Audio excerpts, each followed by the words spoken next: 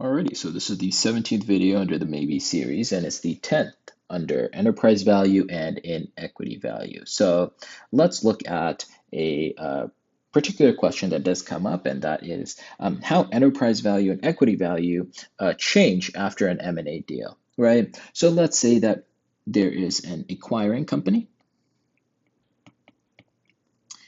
and there is a target company, right? And let's say that the enterprise value here is equivalent to 600. The equity value here is equivalent to 500, right? And let's say for the target, the enterprise value is equal to 150.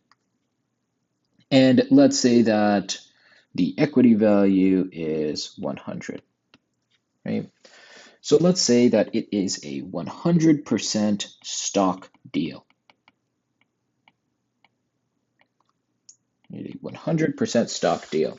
Well, what is the enterprise value and equity value of the combined company after the acquisition? So the main thing that you really have to recognize here is that the acquiring company acquires all of this enterprise value, right? It doesn't matter what the financing is, right? Remember, enterprise value never cares about the financing.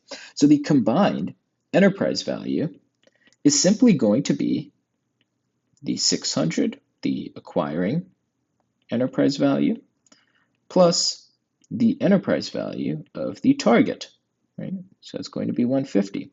So that gives us 750, right? Super, super simple, right? Now let's look at our equity value. Well, we know that the equity value of the acquiring company is 500, and we're acquiring how much in equity value, right? How much of this deal is essentially stock that is issued, right? Because that's how much equity value that we're adding. Well, we know that it's a 100% stock deal. So because of that, it's just going to be the full equity value of the target. So that's an additional 100, meaning that our equity value in this scenario is 600.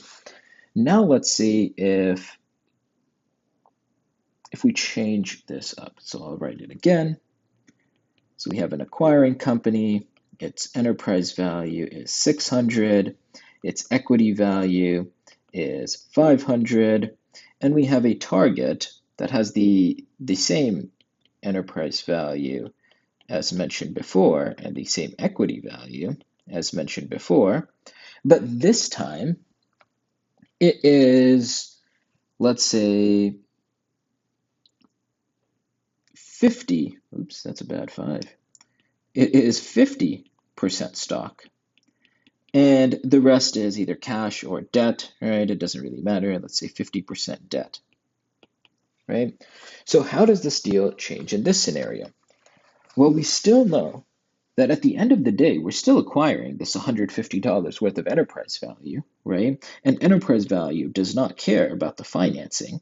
So it still is the enterprise value of the acquiring company, which is 600, plus the enterprise value of the target, and that is 150, right? So the enterprise value did not change, and that makes sense, right? Because we know that enterprise value doesn't change based on the financing of a transaction, right? If you have a house and you add a new roof to it, right, the value of the house doesn't change based on how you paid for that roof, right? So hopefully that analogy makes a bit of sense, right? The total value of the house after the roof does not care about whether you paid for that roof with a credit card, whether you paid for it in cash, whatever you had to do, or you issued shares, you essentially sold out shares of your house to someone else, if that makes any sense. It doesn't care about that.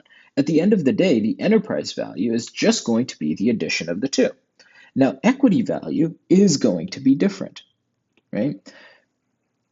So we have the equity value of our acquirer, right? And that's the 500, plus how many shares or how much in equity value did we have to issue in order to have this transaction, right?